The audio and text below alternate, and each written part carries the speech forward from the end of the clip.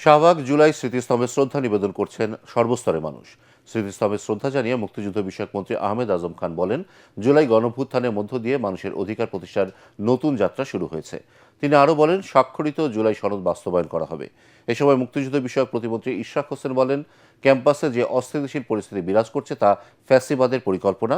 যারা দেশকে অস্থিতিশীল করতে চাইছে, জনগণকে সাথে নিয়ে তাদেরকে রুখে দেবে সরকার।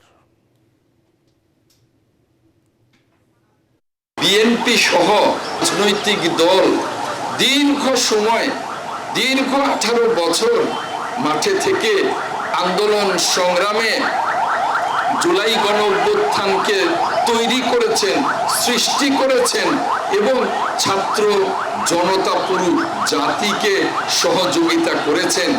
আজকে তারা যেন দ্বিধা বিভক্ত না হন, তারা যেন সামান্য নিজ স্বার্থে জাতিটাকে আর দ্বিধা বিভক্ত না করেন।